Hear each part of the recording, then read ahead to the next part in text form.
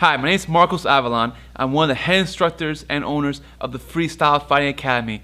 We have two gyms. We're based out of South Florida. We have a gym in Miami and a gym in Davie. Now, a lot of people ask me, what's my background, what's my story, and I want to take some time right now, along with my brother, to explain to you our upbringing into the martial arts and where we are today with it. That's a long story in itself, and I'm going to do my best to try to communicate with you over 15 years of history between my brother and I in the martial arts. Starting off, as a child, I was very shy and had lots of, social problems. For one, I had a lot of asthma problems that growing up that kept me from doing a lot of physical activity. Two, I had speech problems. I was overweight. At one point I was diagnosed with autism. So for me to be here, talking to you, is something that many people would have never foreseen happening. There was a lot of adversities that I had to overcome to be where I'm at now. And one of the main reasons that I attribute to being able to be part of a martial arts program where I'm teaching, hundreds of students is the martial arts itself. And for me, my journey really begun when my brother and I had witnessed a very terrible fight in our high school. It was one kid getting jumped by maybe 6 or 7 guys that at the time looked huge to me. I mean, they were probably 18-year-olds, and they were maybe about $180, 180 pounds each. But back then, looking at them, they looked like like linebackers, like NFL linemen coming at this one boy. And this boy that they were beating up, he was maybe 14, 15 years old. And the reason why this one fight stuck out so much for me over the years, I mean, I've seen obviously a lot of fights growing up, but what made this one really stand out was the amount of blood that I saw and seeing this person go unconscious. If you've never seen someone go unconscious in a live situation in the street, it's a very powerful and revolting thing to see. And the whole school's out front. Everybody was seeing the carnage, and nobody was really doing anything about it. And there was only one security guard, and he just sat there and watched. It's like he was outnumbered, and he didn't make a move. And what he was doing was waiting for this person to be done punching and kicking. Not this person, to wait for this gang to be done punching and kicking this one person so he can come in and scoop him up. And that's what he did. Eventually the kids were tired of kicking him and stuff, and he came in and scooped them and took them out. And what really hit me the hardest about the whole thing was not just seeing the blood all over this guy's shirt, not just seeing him unconscious and him all groggy when he picked him up, but it was the humiliation factor with all the kids literally spitting on him and laughing and kicking him while he was down. And they were just having a great old time doing this. After seeing that, I remember my brother really got, riled up. And, me again, I was pretty shy, so I just tended to follow what my brother did. So my brother decided that he wanted to get into martial arts. I was right behind him. And we started doing Jeet Kune Do. And, the Jeet Kune Do is like a traditional martial art. It's the martial art that Bruce Lee practiced. So that sounded really good because, it was a mix of everything. You would do punches, kicks, throws. It was supposed to be a blend of all the styles. But, after a year doing it, it wasn't really our thing. It just wasn't what we were looking for. At this time, 1985, UFC 5 just took place. Dan Severn won the 8-man tournament. Because back then, for you guys that we call noobs, right? Newbies, okay? Back then, these guys used to fight 3 fights in one night. And these fights, the ones Dan Severn won, were bare knuckle, with headbutts being legal and groin shots being legal, okay? A lot of people don't realize that's how these fights were back then. That's how, when I got into the sport, that's the way it was. It wasn't called MMA. The acronym MMA, Mixed Martial Arts, did not exist. It will not exist until Zuffa, Dana White and Co. took over. Back then, it was called NHB, which stood for No Holds Barred. Okay, and when Zuffa took over and they wanted to make the sport mainstream, they decided to change the name of the sport from No Holds Barred to Mixed Martial Arts. So when I came up, it was NHB, and that's what got me into the training. I wanted to learn the most effective way to fight on the street and to be able to take out another man hand-to-hand, hand-on-hand combat. So headbutts, biting, downward elbow strikes, all the things that are groin shots, all the things that are illegal now, we were actually training back then. So after about a year of doing Jeet Kune Do, I decided to transition to wrestling, heavily inspired by Dan Severn. Dan Severn suplexed Anthony Macias twice on his head, perfect 5-point throws twice.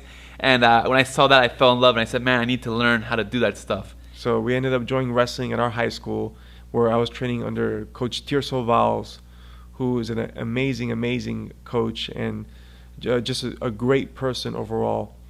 For me, wrestling is what really turned me into a man. It's where I learned what hard work really was and how to break through a lot of limits that I had placed on myself. Before that time, I was very overweight. I didn't do any physical activity. I was mostly into like playing video games and computer games. A general routine for me would be just to come back home from school, sit down on the computer, and just play online all day. And after joining the wrestling team and being trained by Coach Tirso, it totally changed everything that I did. I became a better person. I became a better student. I became an athlete. I didn't even realize that I was like an athletic person until I joined the wrestling team with Tirso, and he brought it out of me. The practices that he would run were intense. You would start off running 3 miles every single day in practice, and the training sessions would go maybe like 3-4 hours long. So for someone coming off the couch going into that was extreme. Fortunately, that I had enough conviction to stay through with the program. I remember one time that I think it was like the second or third day of practice, and I was super sore. I've never worked so hard in my life. My legs felt like they were made out of lead, and I couldn't just really run anymore. And he was getting us to run around the mats, and I went up to him and went, Coach, is it all right if I just sit out for a little bit? My legs are feeling really sore. I just need to rest for a little bit. And he got down on his knees and he looked up to me face to face. He's like, you know why you're sore? Because you've never done an honest day's work of your life. You've probably just sit around the couch all day watching TV and playing video games, and you don't even know what it means to push yourself. But go ahead, brother. You go ahead, sit down, and we'll be running around the mat.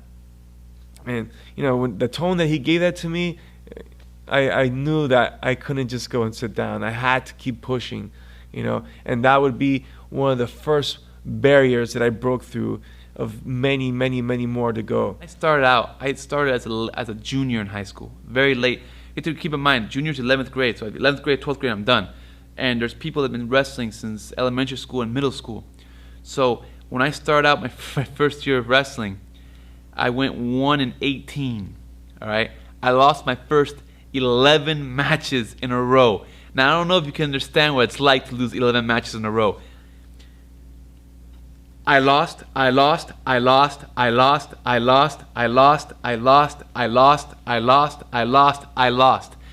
11 times of saying to people, I lost. I have to tell this to all my friends, tell this to my family, I lost. And when I won my first match, I remember thinking, that's it. That's all I needed. From now on, I'm going to win every match. I felt the confidence, I could do this every time. And then I lost 7 more in a row. So I went 1-18 my first year of wrestling. I wrestled every day in the off season. I came back my senior year and I went 22-5. I was ranked 7th in the state. I did not win the state title, but I did start the pace and understanding of training hard, and the momentum carried on. Because right when I finished high school, I didn't waste a day. I went straight looking for what we call mixed martial arts now. Okay, looking for an NHB gym so I can now get into that.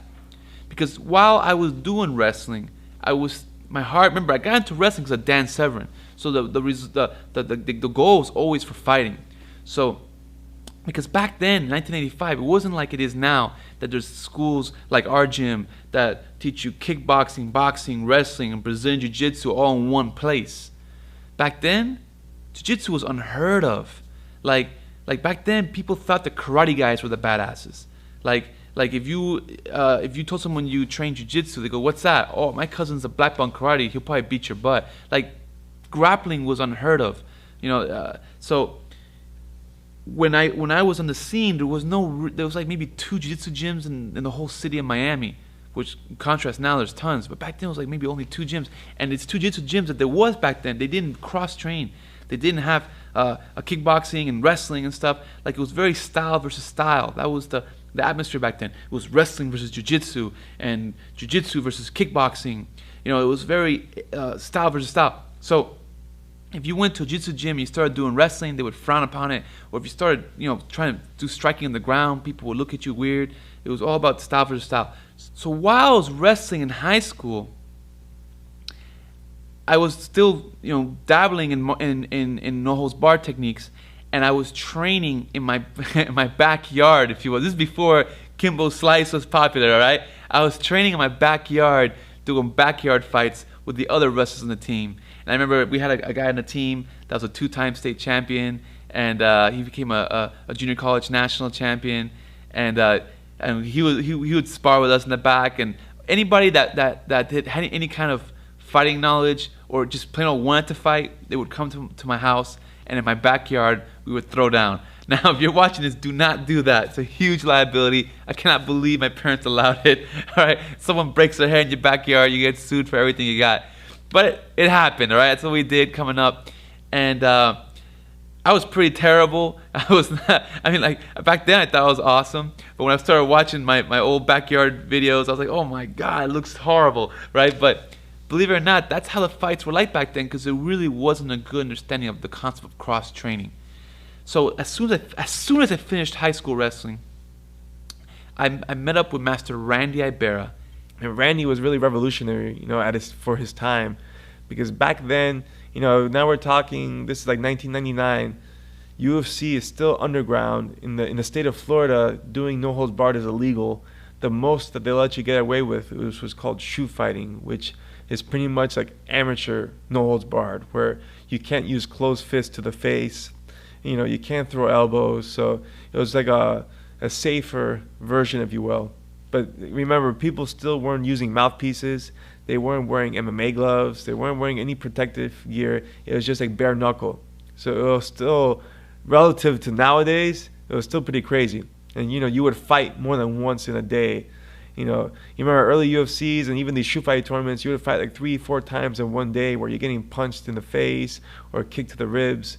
Nowadays you fight once and that's it. So it was, a very different culture. You were a lot more like hardcore, starting off, in 1999 than it is now. But those early shoot fights that my brother and I did were really something. I got to compete with guys like back before he was even famous, with Minotauro, Rodrigo Nogueira. I got to do a shoot fight against him before he was a superstar, and I didn't know who he was. I remember fighting him. He ended up beating me, but it was pretty cool to be able to face someone like that. And now you look in the future, it's like, man, this guy's a UFC star. He's been a Pride champion, and I got to face him early on in my career before I even knew how to do like an armbar or whatnot. I went 7-1 with my amateur record, and from there, all of a sudden grappling came into the scene into Florida, and grappling became very popular, and tournaments were happening all the time. And since these amateur shoot fights eventually became illegal, as well as they were cracking down on mixed martial arts and trying to ban it, but my best outlet for competition, to let the competition energy, was through sport grappling. So I started training a lot of grappling, and I started competing in grappling across the country, and I made a big name for myself. There was a while where my brother and I went through a tear, and we were defeating people literally every other week. We were flying across the country, different parts of the U.S., competing in invitationals and super fights and tournaments, and we had a very nice streak going on. I remember in one particular year, in 2003, I competed in 23 different tournaments. Okay, that's a lot. I think I was competing like in an average of like 2 tournaments a month, or like with maybe over 5-6 matches every month. So I racked up a lot of experience, and that was a great year for my brother and I. I remember we had both won the U.S. national qualifier, so we would represent the U.S. team in Grappler's Quest. It was probably one of the best team performances my brother and I ever had, because we both swept the whole division without being scored on once. And I remember on the internet, people were saying "Oh, this guy's gonna win and that guy's gonna win," and nobody gave my brother and I a chance.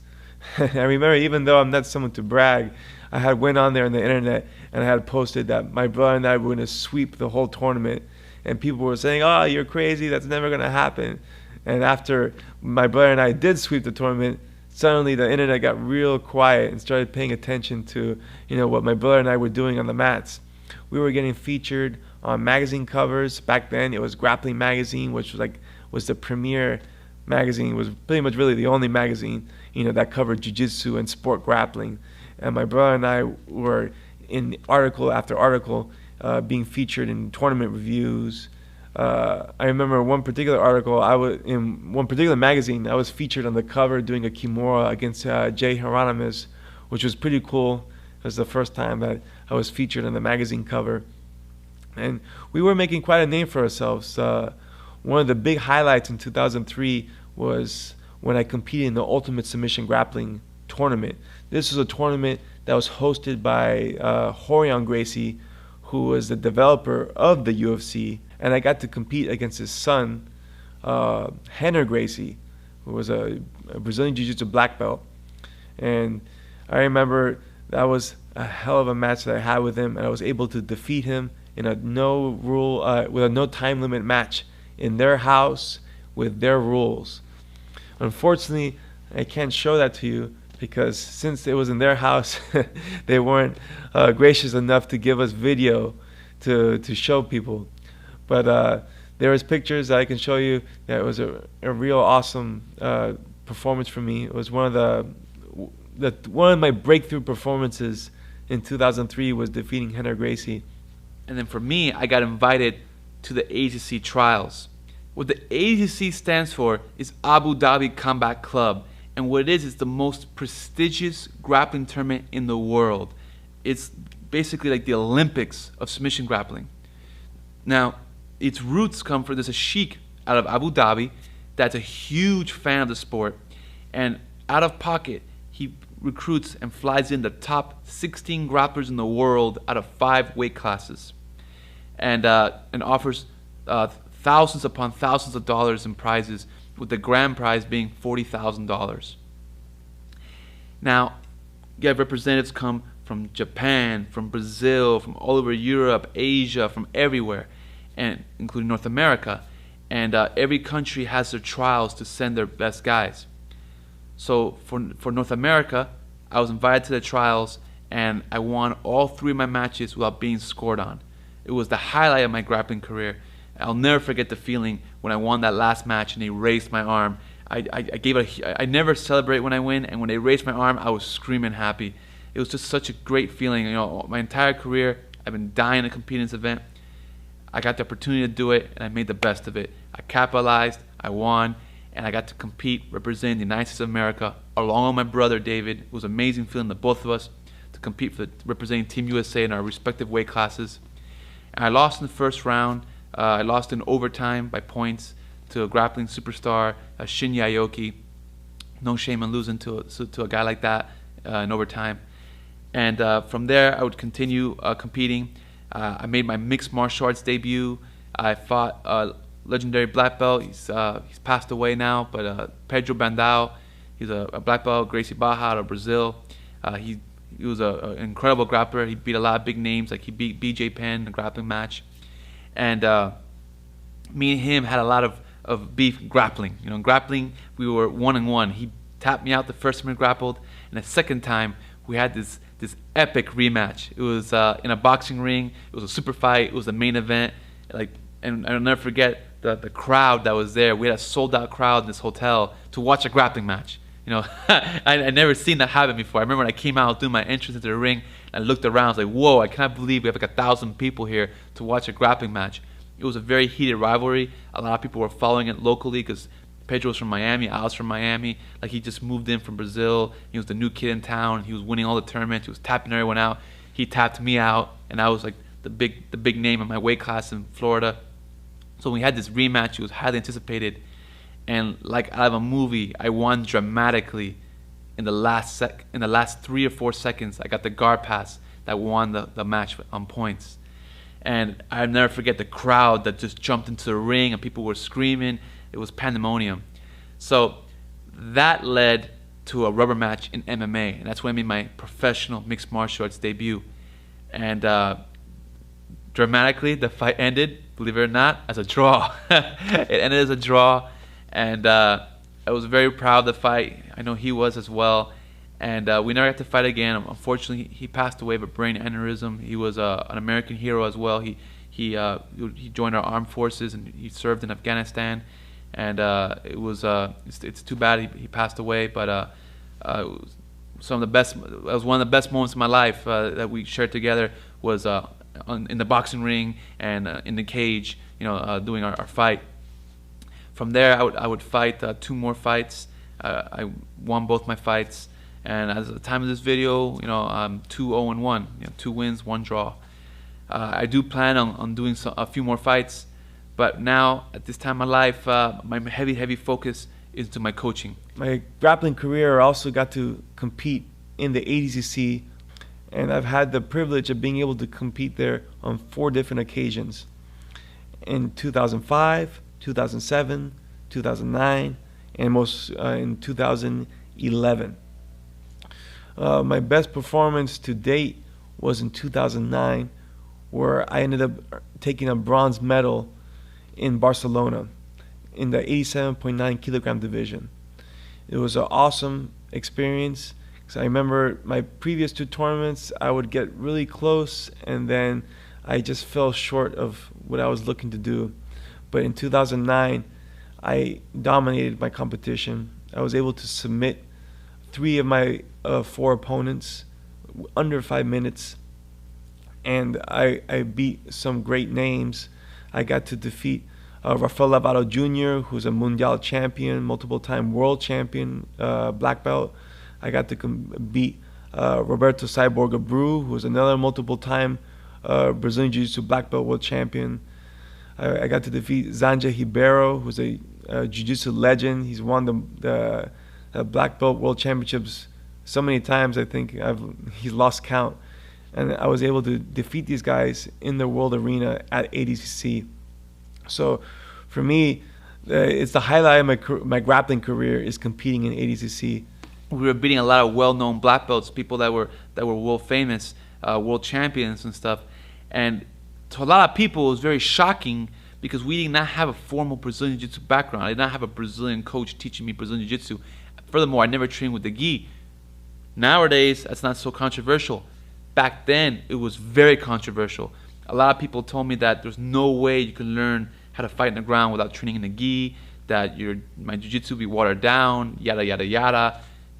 It didn't matter when I was arm-barring them and tapping them out in competition, all right? We went out there, we did a lot of damage. And one of the things that gave us a huge advantage back then was our wrestling game, which a lot of the jiu-jitsu guys back then did not have, and our implementation of leg locks. My brother and I, very good at leg locks, and back then when it was very taboo to work leg locks, and we were the guys doing them. So we had a big advantage that most of our opposition were not training how to defend leg locks, and it was just like free pickings for us.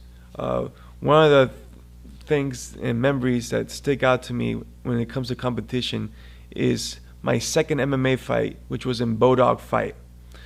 Unfortunately, Bodog Fight no longer exists, but at the time, it was an up-and-coming show. We're talking about in 2007, that it was starting to pick up some momentum. It was on TV, and there was a millionaire who was funding the event. So they had very beautiful sceneries in all the shows, very high production value.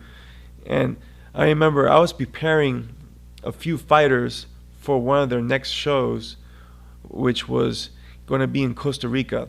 And they were doing like this huge event where they're going to have 32 fights over the course of 3 days. which was unheard of. Like no other show has ever put so many fights together all at once. And it was going to be set up so that they were filming like little bio pieces of each fighter and pitting them up together like in a finale in the show. So I remember I was preparing 3 guys to fight for this Bodog fight show, and it turns out from one event to the other that each of these guys ended up dropping out and they weren't able to fight anymore. So now I'm the coach and I'm the guy talking to the matchmaker of a Bodog fight, and I'm telling him that I lost 3 guys who were supposed to fight for him. I couldn't like swallow that pill. Like, man, that would make my team look really bad. So I ended up saying, you know what, I'll step in and I'll fight this guy that my fighter was supposed to jump into. And at the time, I wasn't really training all that much. I was more focused on preparing my fighters. But I remember, like, you know what, I'll jump in there. It's no big deal. I had just fought a few months ago. I had won my MMA debut. I can do this again. But I didn't realize I was taking a much bigger challenge than I initially realized. I had about 4 weeks to prepare for this fight, and it was definitely the toughest fight that I've ever had in my life. It looked like Avellan just took a hard shot to the nose. Oh, straight left hand. I thought it was going to knock him out. Instead, he goes to his feet and then grabs the leg and drives Rhea back down, and the leg is broken. Yeah, Avellan disputing referee Troy Waugh's call to start the action on the feet. He thought they should have been returned to their original position, and you can see why. Because the standing I was fighting against a very accomplished fighter, Anthony Rhea, who is a 205-pounder, a very big 205-pounder, when I was walking around like around 195 pounds. So it was really a David and Goliath matchup. And as you can see here, there was a lot of blood that was spilled on this match because I had broken my nose very early in the fight, and I had to come back and win the fight with my takedowns and with my ground and pound. The counter with a right-hand punch. Now he shoots down, grabs the leg of Rhea, and blasts him down to the canvas. And that's the taste. Now look at this. Lefts and rights, crashing to the skull of Rhea. This fight is being completely mounted. And look at these blasts back. Oh, man. It was definitely the most exhausted I can remember being after a competition. I remember at the end when I had mounted him and I was on top, and I knew there was short time left in the round, and I didn't want to go into a third round because I was so exhausted. I'm like, there's no way I'm going to be able to pull out another takedown in the third round. I have to finish him right here and right now. So I rested a little bit from the mount, and then I'm like, okay, I'm going to unload everything I have, and I want to either get a knockout or get the ref to jump in there and stop the fight. So I remember I counted, I heard there was 1 minute left, and then I just started unloading on this guy, just boom, boom, boom, boom, punching. I remember when I was there, I was like, man, this feels like it's forever. It's taken a really long time. Why hasn't the ref come in to stop the fight? I'm nailing this guy left and right. Right now, things are going Avellan's way. Look at these shots, lefts and rights, thundering down, raining down the head of Anthony Rhea. How many more could he take before the ref decides to stop it? He bangs him. Look at these shots. He can't escape. Continues to rain down the thunder. That mouthpiece comes out. Will Troy Waugh stop it? And finally he does. It is over. Unbelievable. And eventually, remember, the ref finally jumps in, stops the fight, pulls me off, and I can barely stand up. I remember my trainer, Eric Castaños, he was trying to lift me up, and I was having none of it. I just needed to sit down and catch my breath. But it was definitely a thrilling experience. I ended up afterwards, I discovered that I had broken my nose in 3 places in that fight, and I had to get emergency surgery afterwards to fix it. But it was definitely well worth it. And the experience of being able to fight on TV was really cool, and it was awesome to be part of Bodog Fight. I coach full-time for my school, and I teach all my classes, and I love doing it. The results we've gotten are great. We've had something like over 200 fights now with our team in the past 10 years that the Freestyle Fight Academy has been open. Yes, 10 years of this place. We opened up in 2001, and in those 10 years, out of over 200 fights, I don't remember the number offhand, but we have a 75% win ratio. So The coaching, I've had the privilege of coaching one athlete from the total white belt to making it to the UFC in Charles McCarthy. He did it in 3.5 years with us. I've coached guys to fight in Strikeforce, in Bellator, Bodog Fight, in Elite XC, King of the Cage, all the major shows basically on television, live television. I've had the privilege of coaching people to fight in. On top of that, grappling wise, the school has sent 4 people, including myself, to compete in ACC. My brother, my wife, Enrico Coco, and myself. And that's very few schools in the world can say that they've sent 1 athlete to ACC, let alone say they've sent 4 athletes, with one of them, my brother, being a 4-time veteran and finishing 3rd in the world in 2009. So as a coach, I feel very privileged to have had that kind of effect where I've been able to send people to the highest level shows. And furthermore, in 2011, I was able to my brother and I were able to produce our first world champion in Jason Suarez, who won the FILA Submission Wrestling World Championships in Serbia. FILA and ACC are the 2 biggest grappling organizations. FILA is the same organization that runs the Olympic wrestling and international wrestling. So they're now running grappling events, so it's very prestigious. And it was something like over 38 countries present at the World Championships.